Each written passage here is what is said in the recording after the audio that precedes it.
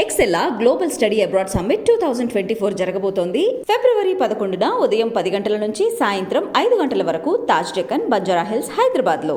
నమస్తే సార్, నాగార్జున రెడ్డి గారు. నమస్తే లక్ష్మీంద్ర గారు. సార్, ఇప్పుడు జనసేన అధినేత పవన్ కళ్యాణ్ కి గతంలో కాపు సంక్షేమ సేన అధ్యక్షులు హరిరామ్ జోగే గారు చాలాసార్లు ఆయన ఉద్దేశించి లేఖలు రాశారు. సీట్లకు సంబంధించి కూడా ఆయన లేఖలు రాశారు. ఇప్పుడు తాజాగా ఆయన మరోసారి మొన్న లేఖ ఒకటి రాశారు సార్. ఏదైతే టీడీపీ జనసేన పొత్తుల కోసం అధినేతలు ఇద్దరు కలిశారు, చర్చించుకున్నారు. ఒక 28 సీట్ల వరకు చంద్రబాబు ఇచ్చే అవకాశాలు ఉన్నాయి అన్నట్టు ఈ వార్తలు వచ్చిన నెక్స్ట్ ఆయన లేఖ రాయడం జరిగింది సార్. కనీసం 50-60 సీట్లు లేకుండా లక్ష్యం ఎలా నెరవేరుతుంది, పార్టీ శ్రేణులు ఎంత కష్టపడుతున్నాయి, అలాగే పవర్ షేరింగ్ గురించి కూడా ఆయన ప్రస్తావిస్తూ మాట్లాడారు. క్వైట్ న్యాచురల్ కదమ్మా. నేను ఈ విషయాన్ని గురించి అనేక టీవీ ఛానల్స్లో, ఈవెన్ యూట్యూబ్ ఛానల్లో, ఈవెన్ మన ఛానల్లో కూడాను చాలాసార్లు చెప్పుకున్నాం. దీని గురించి పెద్ద ప్రత్యేకంగా చెప్పుకుంటే దాంట్లో ఏమీ లేదు. కానీ అప్పటి నుంచి కూడా మనం చెప్పుకుంటుంది ఏంటి అంటే 2024 ఫిబ్రవరి నెలలో ఎలక్షన్ షెడ్యూల్ ప్రకటించిన దాకా ఈ పొత్తుల వ్యవహారము తేలదు. ఇంతకుముందు చేసిన వీడియోస్ చూడండి మీరు.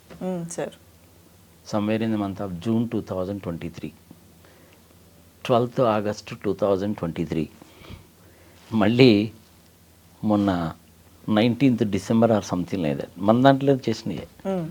అప్పటి నుంచి నేను చెప్తున్నాను, ఈ పొత్తుల వ్యవహారము తేలదు.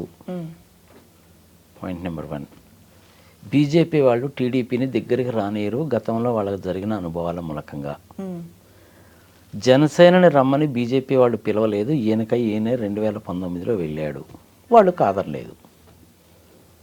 పాయింట్ నెంబర్ 2, చంద్రబాబు నాయుడు గారిని జైల్లో ఉన్నప్పుడు ఈయన నానా గోలా చేశాడు. బయటకు వచ్చి ఆలోచన లేకుండా ఆవేశంతో మేమిద్దరం కలిసిపోతున్నామని చెప్పేశాడు. తెలివిగల రాజకీయ నాయకుడు, నిలుపు నిదానము ఉన్నటువంటి వాడు, 10 కాలాల పాటు రాజకీయంలో ఉండాలని అనుకునేటువంటి వాడు, చిన్నగా పైకి ఎదుగుతూ అల్టిమేట్గా గోల్ని రీచ్ కావాలనుకునేటువంటి వాళ్ళు ఎవరు కూడాను ఆ విధంగా చెప్పరు. జైల్లో ఉన్నావు, వెళ్ళావు, చూసావు, వచ్చావు, right, nothing wrong in that. కానీ చెప్పరు ఎవరు. ఏంటంటే 10th క్లాస్ కాబట్టి టక్మని చెప్పేశాడు. అటుపక్క బీజేపీ వాళ్ళతోటి నేను పొత్తులో ఉన్నానని చెప్పి last year February 18th or something like that NDA వాళ్ళు ఢిల్లీలో మీటింగ్ పెట్టినప్పుడు ఈయన వెళ్ళి పైజమా కుర్తా వేసుకొని మోడీ గారి వెనక నిలబడి అంత చేట హడావుడి చేసి టీడీపీ వాళ్ళతో ఎట కలుస్తాడు? టీడీపీ వాళ్ళని ఇటు ఎన్డీఏ వాళ్ళు పిలవలేదు, అటు ఇండియా వాళ్ళు పిలవలేదు. మరి ఎలా కలుస్తాడు ఆయన వాళ్ళతోటి? నేను టీడీపీని కూడా నాకు తీసుకొస్తాననేమో బీజేపీ వాళ్ళు చెప్తాడు. బీజేపీ వాళ్ళు ఏమో ఒక చిలక నవ్వుకునేదని నీ వల్ల పని కాదులే బాబు, మేము వద్దని గెంటేసామని వాళ్ళు అంటారు. ఈ మధ్యలో ఏబిఎన్ రాధాకృష్ణమూర్తి, TV5 సాంబశివరావు లాంటి వాళ్ళు అసలు చంద్రబాబు నాయుడే వద్దనుకుంటున్నాడు అని వీళ్ళు బిల్డప్ ఇస్తారు. ఇదంతా వ్యవహారం ఎలా ఉంటుందంటే అందితే జుట్టు అందుకుంటే కాళ్ళు పట్టుకుంటారు. ఇది పాయింట్ నెంబర్ 3. ఈ పొత్తుల వ్యవహారం ఇప్పట్లో తేలదు. హరిరామ జోగయ్య గారు వీళ్ళందరికంటే కూడా చాలా సీనియర్ పర్సన్, దాని తర్వాత బాగా ప్రాముఖ్యం ఉన్నటువంటి పర్సన్. అసలు వీళ్ళందరికీ పితామహుడు ఎవరమ్మా? ప్రజలకు కూడా తెలియాలిగా. వీళ్ళందరికీ పితామహుడు ఎవరు అనేసి అంటే 35 సంవత్సరాల కింద చనిపోయాడు కదా రంగా గారు. ఆయన ఎలా చనిపోయాడు, ఎవరు చంపారు అన్నటువంటిది అందరికీ తెలుసు, కానీ ఎవరు మాట్లాడరు. ఇది జనాలకు తెలిసిందే కదా. అయిపోయింది. దాని తర్వాత మబ్బులో డైరెక్టర్ ఉన్నాడు కదా మనకి, ఎవరు, దాసరి నారాయణరావు గారు. పైన మబ్బులో రాసుకుంటాడు దాసరి నారాయణరావు అని, మంచి డైరెక్టర్ ఆయన. I also spoke to him once or twice. ఆయన ఉదయం అని ఒక పేపర్ పెడితే ఈ ఏబిఎన్ రాధాకృష్ణమూర్తి వీళ్ళందరూ కలిసి ఆయనకి తోక్కి తాటాక్ గట్టి తరివేసినంత పనిచేశారు. చివరకు పేపర్ క్లోజ్. బాగా ప్రామినెంట్గా ఉన్నటువంటి వ్యక్తి. దాని తర్వాత ముద్రగడ పద్మనాభం గారు, తండ్రి గారు పాలిటిక్స్లో ఉన్నాడు, ఈయన పాలిటిక్స్లో ఉన్నాడు. 2 సార్లు గెలిచాడు, 2 సార్లు ఓడిపోయాడు. మధ్యలో సొంతగా ఒక పార్టీ పెట్టాడు, దాన్ని మళ్ళీ విలీనం చేశాడు. జంపు జిల్లానిలాగా ఇటు అటు కూడా తిరిగాడు ఆయన, కాదని అనలేదు. చంద్రబాబు నాయుడు అధికారంలో ఉన్నప్పుడు వాళ్ళని 30 తిప్పలు పెట్టి 3 చెరువులు నీళ్లు తాగిచ్చారు. కారణం ఏంటి?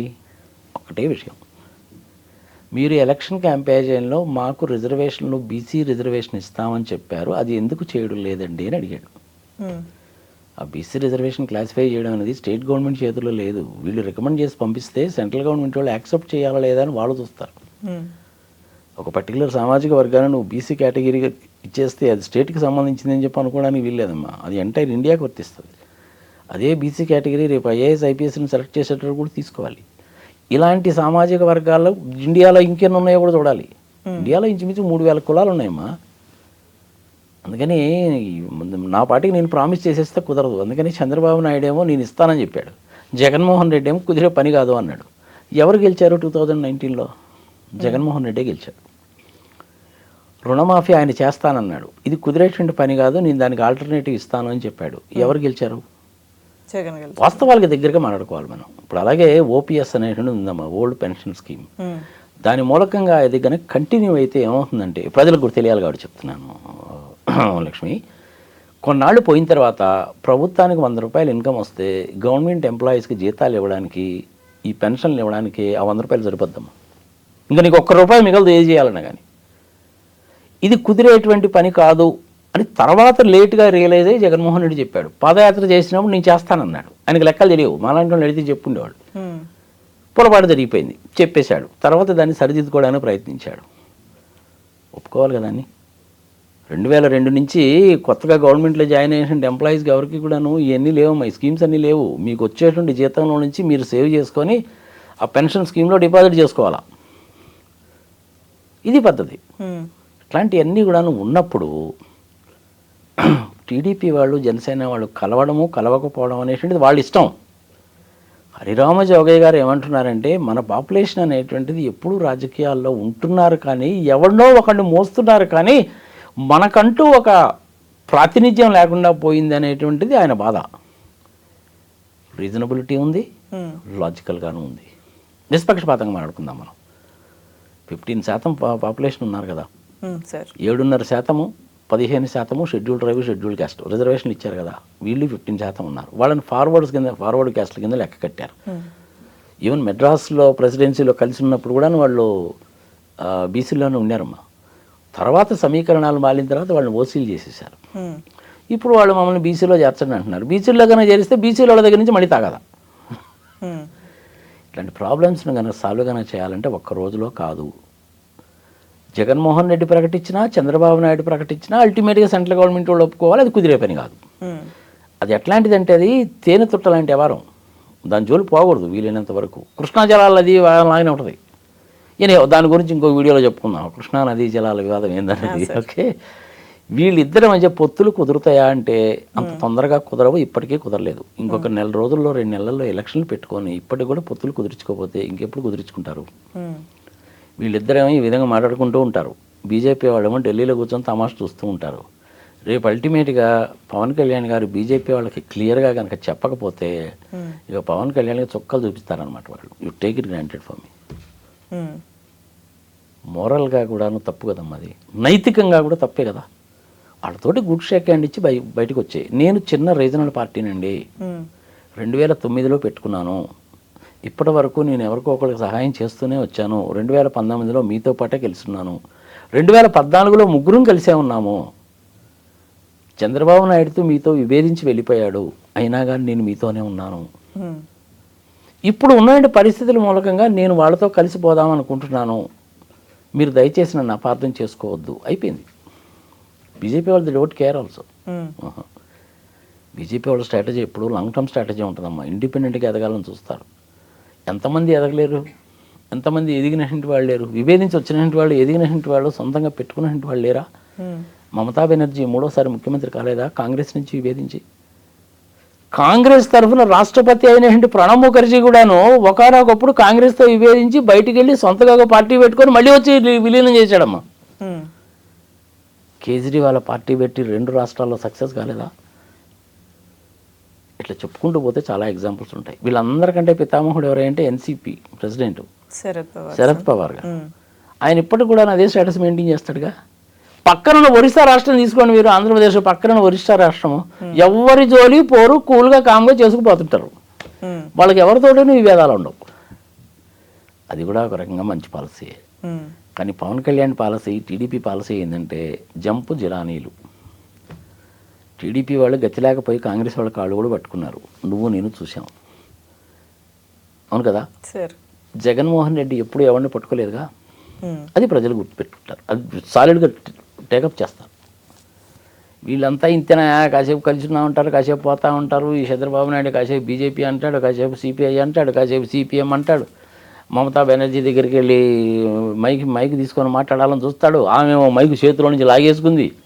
మమతా బెనర్జీ ఏకంగా అసెంబ్లీలోనే చెప్పిందమ్మా, అది పెగాసిస్ సాఫ్ట్వేర్ను కొనడానికి చంద్రబాబు నాయుడు సిద్ధపడ్డాడు, కొన్నాడు ఏమోనని చెప్పిందాం. ఇంకంతకంటే ఏం కావాలా? ఈయనకు మంచి పేరు లేదమ్మా. అది 95-96లో చంద్రబాబు నాయుడు అంటే మంచి అడ్మినిస్ట్రేటర్. దేశంలో సాఫ్ట్వేర్ టెక్నాలజీ పార్క్ స్కీమ్ని పివి నరసింహారావు గారు తీసుకొస్తే ఎస్ఎం కృష్ణ గారు కర్ణాటకలో ఫస్ట్ ఇంప్లిమెంట్ చేశాడు, తర్వాత ఆంధ్రప్రదేశ్లో ఇంప్లిమెంట్ చేశారు. అందుకని ఈ రెండు రాష్ట్రాలే ముందుంటాయి. నిష్పక్షపాతంగా మాట్లాడుకుందాం మనం. ఈ పర్టికులర్ రాజకీయానికి వచ్చేసరికి ఏమైందంటే ఆయన ఆబ్జెక్టివ్ ఒక్కటే చంద్రబాబు నాయుడుది. కత్తిపోట్లు పొడిచైనా, కోడి కత్తి అయినా, రంగాలాంటి వ్యవహారం అయినా, షర్మిలాని ఇటువైపుకు లాగడంలోనైనా, ఇంకొకటైనా ఏదైనా చెయ్యాలి, నేను రాజకీయంలో ఉండాలి. ఎవడెట్ట పోయినా నాకు సంబంధం లేదు. ఈ పాలసీ కరెక్టా కాదా అనేది ప్రజల విజ్ఞతకు వదిలేద్దాం. యా సార్, అయితే ఫైనల్ ఇంకొక ప్రశ్న సార్. బీజేపీ నుంచి ఒక పాజిటివ్ సిగ్నల్ వచ్చింది, టీడీపీ జనసేన పొత్తుతో అంటే బీజేపీ కూడా కలిసి వస్తుంది అన్నట్టు కొంత నిన్న మీడియాలో కొంత హడావుడి జరిగింది సార్. అంటే ఎటువంటి సిగ్నల్ వచ్చింది అనేది ఒక క్లారిటీ రాలేదు, కానీ సానుకూలంగా ఉంది అన్నట్టు. అసలు ఉండే పరిస్థితులు ఉన్నాయా? ఉంటే ఎలా ఉంటుంది? ఎవరు చెప్పారమ్మా నీకు? ఇవన్నీ పుకార్లేనమ్మా. నిన్నటి నుంచి వీటినే ట్రంప్ కార్డులు అంటారనమాట. ఇప్పుడు ఒక కుక్కని నువ్వు చంపాలనుకున్నావు, ఎందుకో దాని మీద అదెంత నీకు విరక్తి పుట్టింది, చంపాలనుకున్నావు. నార్మల్గా ఏం చేస్తారు, దాన్ని ఫస్ట్ పిచ్చి కుక్క అని ముద్రేస్తారు. ఒకళ్ళు 10 మంది 100 మంది 1000 మంది అయిపోయేసరికి చివరిగా కూడా పిచ్చి కుక్క ఎందుకు వచ్చిన మాదిరి అని చంపేస్తారు దాన్ని. అది నిజంగా పిచ్చి కుక్క అంటే కాదు, అది విశ్వాసంగా ఉండేటువంటి కుక్కే. కానీ వీడిని చూసి అరిసిందని వీడికి ప్రిస్టేజ్. వీళ్ళ పరిస్థితి కూడా అంతే, అంతకు మించి ఇంకేమనదు. ఎందుకంటే బీజేపీ వాళ్ళు తెలుగుదేశం పార్టీని తన్ని గెంటేశారు, డోర్లు మూసేశారు. ఇటు పవన్ కళ్యాణ్ ఏమో జంపు జిలానీలు కళ్ళు తాగిన కొద్దిలో కుప్పిగంతులు వేస్తుంటాడు. వాళ్ళేమో బీజేపీ వాళ్ళేమో ఈయన్నేమో వదిలిపెట్టరు. బయటకు వస్తే నా బతుకు బస్ స్టాండ్ ఉద్యానం అని భయం. ఆ సంగతి ఏమో బయటికి చెప్పడు. బయటికి మటుకు దాన్ని ఏమంటారు, దాన్ని మేకపోతు గాంభీర్యం ప్రదర్శిస్తుంటాడు. కానీ ప్రజలు ఏంటంటే అన్నీ చూస్తూ ఉంటారు, చాలా తెలివిగల వాళ్ళు. 10% న్యూట్రల్ వాటర్లు ఉన్నారు, వాళ్ళే కొంపలు ముంచుతారు. పోయినసారి చంద్రబాబు నాయుడు కొంప ముంచింది ఎవరో తెలుసా నీకు? ఈ 4 టీవీ ఛానల్స్ వాళ్ళు, ఆ 2 పత్రికల వాళ్ళేనమ్మా. నీకు 150 గ్యారంటీ ఆ చంద్రబాబు నాయుడు అంటే ఆయన నిజమే అనుకున్నాడు బాబా, పిచ్చిమానోడు. వీళ్ళ మాట నమ్మాడు, కొంప మునిగింది. తెలంగాణలో ఏమో రాజగోపాల్ గారు చెప్పారు, లగడపాటి రాజగోపాల్, మాకు మంచి ఫ్యామిలీ ఫ్రెండ్ రాజగోపాల్ గారు. ఆయన రాజగోపాల్ వాళ్ళ మామగారు ఉపేంద్ర గారు కూడా మా కుటుంబానికి మంచి ఫ్రెండ్. ఎప్పటి నుంచో మాకు 40 years నుంచి మంచి సంబంధాలు ఉన్నాయి వాళ్ళతో. సరే ఒక్కొక్కళ్ళు ఒక్కొక్క పార్టీలో ఉంటారు, దట్ ఈస్ డిఫరెంట్ థింగ్. ఆయన చేత కూడా చెప్పించారమ్మా చివరికి. మాకు మంచి ఫ్రెండ్ కాబట్టి నేను ఒకసారి ఢిల్లీ వెళ్ళినప్పుడు అడిగాడు, ఏమండి రాజగోపాల్ గారు తెలంగాణలో 50 తగ్గకుండా వస్తాయని ఎడ చెప్పారండి మీకు అంటే, నీకేమో ఢిల్లీలో కూర్చొని అదేవిధంగా చెప్తావు, విశ్లేషకుడివి, చార్టెడ్ అకౌంటెంట్వి, నీ సొమ్మేం పోయిందా, మేము వ్యాపారం చేసుకునేవాళ్ళము, మాకుండే బాధలు మాకుంటాయి, ఎంత పాలమంతా పెట్టారనుకున్నావు, ఎంత ప్రెషర్ పెట్టారనుకున్నావు నన్ను చెప్పమని అన్నాడు. ఆయనే చెప్పాడమ్మా నాకు. అంటే ఇన్ని రోజులు గడిచిపోయింది కాబట్టి చెప్తున్నాను. ఇట్లాంటి కొన్ని విషయాలు ఏంటంటే మనం చెప్పకూడదు. మరి ఇప్పుడు ఎందుకు చెప్తున్నాను అనేసి గడిచిపోయి సాల్వ్ ఇదిగా. అందుకని దాని తర్వాత మళ్ళీ ఎప్పుడైనా మళ్ళీ ఆక్టోపస్ అనే పేరు పెట్టుకోలేదు, చూసావా? కారణం అదే. అందుకని ఒకసారి బలవంతం చేసి కూడా చెప్పిస్తారు. అంటే వాళ్ళ ఆత్మవంచన చేసుకొని చెప్పాల్సిన పరిస్థితి తీసుకొస్తారు. ఎలాంటి పనులైనా సరే చేసి నేను అధికారంలో ఉండాలి, అవతలాడు ఏమైపోతా నాకెందుకు. ఇది పక్కన పొత్తులో ఉన్నవాళ్ళు గమనించట్లేదంటారా, లేకపోతే వాళ్ళ ఉనికి కోసం వాళ్ళు కలిసి అట్లా వెళ్తున్నారు? వాళ్ళ ఉనికి కోసం ఆయన చేసుకున్నాడేమోనమ్మా. పవన్ కళ్యాణ్ ఏం గాడుదలు కాస్తున్నాడు, ఆయన తెలుసుకోవద్దా మాత్రం? ఆయన గుండె మీద చేసుకొని ఆయన చెప్పుకోవద్దు, నేను బీజేపీ వాళ్ళతోటి కలిసి ఉన్నాను, ఆయన బీజేపీ వాళ్ళతోటి విభేదించాడు, నేను ఈయనతోటి ఎట్ట కలుస్తానని సింపుల్ క్వశ్చన్ పవన్ కళ్యాణ్ తనకైతే అని అనుకోవాలిగా. ఏ సంగతి తేల్చకుండా నువ్వు పోతే పవన్ కళ్యాణ్ పిచ్చోని చేయరమ్మా. అసలే 10th క్లాస్ తెలివితేటలు, పిచ్చోని చేస్తారా లేదా? 3rd class లాంగ్వేజ్ మాట్లాడతాడు, ఎజెండా ఉండదు, లాస్ట్ టైం నిలబడ్డాడు, డిపాజిట్లు పోయినాయి, ఆయన కూడా ఓడిపోయాడు, తెలంగాణలో ట్రై చేశాడు, ఇక్కడ ఓడిపోయాడు. ఇప్పుడు తెలుసుకోకపోతే ఇంకెప్పుడు తెలుసుకుంటాడు? తెలుగుదేశం పార్టీకి సంబంధించిన వాళ్ళు ఎవ్వరూ పవన్ కళ్యాణ్ నిలబెట్టిన క్యాండిడేట్లకు ఓట్లు వేయరమ్మా. కానీ పవన్ కళ్యాణ్కి సపోర్ట్ చేసి పార్టీ తరఫున నిలబడ్డ వాళ్ళ అందరూ కూడాను తెలుగుదేశానికి ఓట్లు వేయాలంటారు. ఇది న్యాయమా ధర్మమా ఆయనకి నెత్తికి వదిలేద్దాం. ఎవడన్నా ఒప్పుకుంటాడా దానికి? ఒప్పుకోరు. ఢిల్లీలో కూర్చొని బీజేపీ వాళ్ళు తమాషా చూస్తూ ఉంటారు. మీరు కొట్టుకోండి బాబు, మాదేముంది స్టేట్లో, మీ ఇద్దరిలో ఎవరు వస్తే మాకేంది?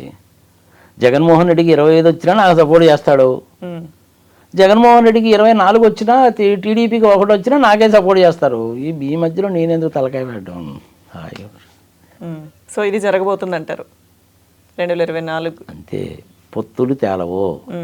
బీజేపీ వాళ్ళు పవన్ కళ్యాణ్ తొందరగా వదిలిపెట్టరు. ఇప్పుడు దాకా ఏమీ మాట్లాడలేదు. రేపు ఎలక్షన్ షెడ్యూల్ రానియండి, ఇంకెంత 10 రోజులు వచ్చేస్తుంది. ఎలక్షన్ షెడ్యూల్ రానియండి, అసలు హడావుడి అప్పుడు మొదలవుద్ది. ఓకే, అప్పుడు బీజేపీ వాళ్ళు ఒక్కొక్కసారి చెప్తుంటారు. ఇందులో నువ్వు అంటున్నావు కదమ్మా, సార్ గ్రీన్ సిగ్నల్ వచ్చిందంట, లైట్గా వచ్చిందంట, ఇవన్నీ పుకార్లు తప్ప ఇంకేం లేవు. అంతేగాని అల్టిమేట్గా ఇప్పటి నుంచి చెప్పడమేందమ్మా, నేను సంవత్సరం నుంచి చెప్తున్నా, అయ్యా పవన్ కళ్యాణ్ ఇదంతా కాదు, నీకు చరిష్మా ఉంది. 2019లో కూడా 6% నీకు ఓట్లు వచ్చాయి. ప్రజలు నిన్ను అభిమానిస్తారు, నిన్ను గౌరవిస్తారు. ఆ 3rd క్లాస్ లాంగ్వేజ్ మాట్లాడాయి. చెగ్గా వేరా అనడం మాని. మమతా బెనర్జీనో, ఎన్సీపీనో, లేకపోతేనేమో కేజ్రీవాల్నో ఆదర్శంగా తీసుకో. ఇండిపెండెంట్గా 50 స్థానాల్లో పోటీ చేయి. 5, 6, 10 ఎన్నో కానీ గెలుస్తావు. పొత్తులు పెట్టుకోవద్దని చెప్పి నేను అప్పటి నుంచి చెప్తున్నాను. అయినా కానీ ఈయన ఇంకా పొత్తులు అంటాడు. ఈయనేమో 50 కావాలంటారు. హరిరామ జోగయ్య గారేమో 65కు తక్కువ అయితే ఒప్పుకోవద్దంటాడు. జన సైనికులేమో ఎంతసేపటికి మీరు చెప్పినట్టు మేము సంకనానికి పోతున్నామండి, మేము పనిచేసి జనాలకి ఎలా ఒప్పించి ఓట్లు వేయించుకోవాలో తెలియక మేము వస్తున్నామండి, ఏందండి మీరు ఇట్లా చేస్తారని చెప్పి జన సైనికులు అనుకుంటారు. ఈయనేమో ఆ రకంగా మాట్లాడినట్టయితే నన్ను కనుక వ్యతిరేకించారంటే మీ అందరూ కోవట్లే అని చెప్పి దిక్కుమాలిన డైలాగులు చెప్తాడు. ఎట్ట కుదురుతాయి అమ్మా ఇవన్నీ చెప్పు? ఇండిపెండెంట్గా పోటీ చేస్తే అసలు బాధే లేదు. చంద్రబాబు నాయుడు ఇండిపెండెంట్గా పోటీ చేసి ఏనాడు గెలవలేడు. 1978 నుంచి ఆయన హిస్టరీ తీసుకో, పొత్తు లేకుండా ఆయన గెలవలేడు. కానీ జనసేన పొత్తు పెట్టుకోకుండా నువ్వు సీట్లు తెచ్చుకో. 24, 2029, 2034 తప్పే ఉంది. ఇప్పుడు ఆయన వయసు అంతా ఎంత? తిప్పి కొడితే 52 సంవత్సరాలు. 4 టర్మ్స్ అంటే 20 సంవత్సరాలు, 72 సంవత్సరాలు. ఏం నష్టమే లేదుగా. చెయ్యి నువ్వు. 80 సంవత్సరాలు అప్పుడు చేసిన వాళ్ళు లేరా? బీజేపీ వాళ్ళ పాలసీ ఏంటి? 75 సంవత్సరాల తర్వాత పాలిటిక్స్లో ఉండకూడదు. మోడీ గారికి ఇప్పుడు 73 ఏమో. ఈసారి ఆయన ప్రధానమంత్రి కనుక అయితే 2026లో ఆయన దిగిపోవాలి. కానీ అఫ్కోర్స్ అది వాళ్ళ చేతిలో ఉన్న పని మళ్ళీ మార్చుకుంటారు అనుకో. ఎల్కే అద్వానీని ప్రెసిడెంట్ ఆఫ్ ఇండియా చేయడానికి వాళ్ళు అదే రీజన్ చెప్పారు. అదే రీజన్ చెప్పి ఆయన తీసి పక్కన పెట్టారు. మరి ఇప్పుడు మోడీ గారు ఏం చేస్తారో చూడాలి. Okay, that is the different thing. So ఇప్పుడు మోడీ గారు బీజేపీ వాళ్ళు తెలుగుదేశంని దగ్గరికి రానివ్వరు. జనసేన వాళ్ళు ఆయనే డిసైడ్ చేసుకోవాలి. ఆయన కనుక చంద్రబాబు నాయుడు గారికి సపోర్ట్ కనుక చేస్తే జన సైనికులు ఒప్పుకోరు. ఎన్ని అధఃపాతాళాన్ని తొక్కేస్తారు. రాజకీయ జీవితం ఖతం. బెనిఫిట్ పొందేది తెలుగుదేశం వాళ్ళు. అప్పటికీ గెలుస్తారా అంటే ఈ జగన్మోహన్ రెడ్డి దెబ్బకి వీళ్ళిద్దరు తట్టుకోలేరు. ఇంకా అలాంటప్పుడు ఈయన ఎందుకు సపోర్ట్ చేయడం? ఇండిపెండెంట్గా పోటీ చేయ ఒక 50 స్థానాల్లో తెలిసిపోద్ది కదా నీకే. లాస్ట్ టైం 6% వచ్చినాయి, ఈసారి 9% వచ్చినాయి అనుకో. ఏమో 4-5 ఎమ్మెల్యేలు అవుతారేమో, మంచిదేగా. పెంచుకోను అట్లా. ఆ పని చేయకుండా పొద్దుస్తమానం పొత్తు అంటే ఎన్ని చిత్తు చేస్తారు. చివరికి ఏమవుతుందంటే ఈ విల్ బికమ్ ఏ జోకర్. అమ్మ ఆయన ఇప్పటికే జోకర్ అయిపోయాడు. తెలుస్తానే అందుగా మనకి. పోయినసారి అమిత్ షా గారు వచ్చారు, మరి రామోజీరావు గారిని కలిశారు. జూనియర్ ఎన్టీఆర్ని పిలిచాడు. చంద్రబాబు నాయుడిని పిలవలేదు, నిన్ను పిలవలేదు. నువ్వు జోకర్ అయిపోలా. మోడీ గారు లాస్ట్ ఇయర్ నవంబర్ 11వ తారీఖు వైజాగ్ వచ్చారు. నీకు అవకాశం ఇచ్చారు, వెళ్ళావు, మాట్లాడావు, బయటకు వచ్చావు, ఏ సమాధానం చెప్పుకొని వెళ్ళిపోయావు. జోకర్ అయిపోలా. 3 రోజులు ఢిల్లీలో పడిగాపులు కలిస్తే వాళ్ళిద్దరూ కలవలేదు, ఎవరి చేతను మాట్లాడించి పంపించారు. జోకర్ అయిపోలా నువ్వు. ఇప్పటి వరకు కూడాను నువ్వు నీ సంగతి ఎందుకు తెలుసుకోవడం లేదంటే నువ్వు జోకర్ అయిపోయావా లేవా? అవసరమా పవన్ కళ్యాణ్ నీకు? అవసరం లేదు కదా అని నేను అనుకుంటున్నాను. ఆయన ఏమనుకుంటున్నాడు అసలు దేవుడు. ఆయన మేలు కూడా చెప్తున్నా, 3rd క్లాస్ లాంగ్వేజ్ మాట్లాడడం మానేయి, ఇండిపెండెంట్గా పోటీ చెయ్యి, నీ సత్తా ఏంటో చూపించు, బీజేపీ వాళ్ళు క్లియర్గా చెప్పు. ఇప్పటికైనా కొంపలంటికి పోయిందేం లేదు, బీజేపీ వాళ్ళతో కలిసే పో, ప్రజలు నిన్ను ఆదరిస్తారు. ఏదో ఒక రోజు రాష్ట్రానికి ముఖ్యమంత్రిని కావాలి అని నీ ప్రగాఢమైనటువంటి కోరిక నెరవేరుతుంది. ఓకే, ఏం చేస్తాడన్నది మనం ఆయన విజ్ఞతకే వదిలేద్దాం. Thank you sir. రైట్.